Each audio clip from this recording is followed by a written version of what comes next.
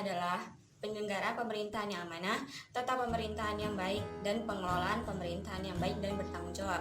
Secara garis besar, good governance adalah pemerintahan yang mahasiswa dituntut untuk mampu mengontrol keadaan negara, bukan untuk sekedar mengkritik, tetapi juga harus memberikan kontribusi yang real untuk perubahan yang lebih baik. Mahasiswa sebagai kaum intelektual harus berani dan kritis, berani untuk mendobrak zaman ke arah kemajuan dan kritis terhadap kebijakan yang dibuat oleh para pemegang roda pemerintahan. Mahasiswa juga dituntut untuk menjadi aktor dalam masyarakat, karena tidak bisa dipungkiri mahasiswa merupakan bagian dari masyarakat. Idealnya, mahasiswa merupakan panutan dalam masyarakat berlandaskan dengan pengetahuannya, pendidikannya, norma-norma yang ada di sekitarnya, dan pola berpikir. Mahasiswa berperan sebagai agent of change, agent of control, dan iron stock, di mana mahasiswa itu berperan untuk menggantikan generasi yang telah ada untuk melanjutkan tongkat estafet pembangunan dan perubahan.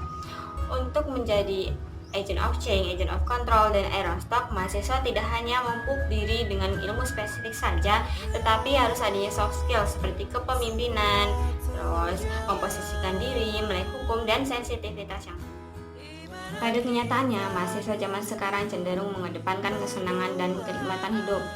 Pengaruh gaya hidup hedonis sangat luar biasa dahsyatnya pada segala segi kehidupan, termasuk dunia pendidikan tinggi.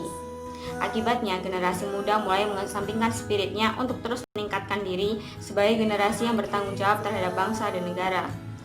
Hedonisme menyebabkan mahasiswa krisis karakter sehingga tidak dapat menjalankan perannya sebagai agent of control, agent of change, dan iron stock.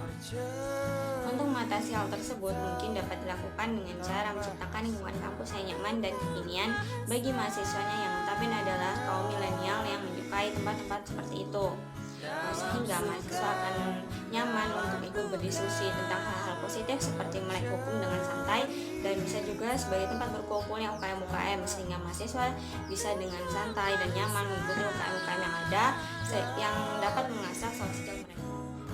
Dan kegiatan-kegiatan tersebut akan menekan gaya hidup hedonis pada mahasiswa dan membuat mahasiswa lebih melek hukum dengan keterampilan soft skill yang baik, sehingga dapat menjalankan fungsi mahasiswa atau peran mahasiswa yang sesungguhnya, yaitu dapat membuat suatu perubahan ke arah yang lebih baik sebagai kontrol terhadap kebijakan yang dibuat menyangkut hajat hidup orang banyak, dan dapat menggantikan generasi sebelumnya dalam memimpin negara. Terima kasih sudah menonton sampai akhir, semoga bermanfaat. Wassalamualaikum warahmatullahi wabarakatuh.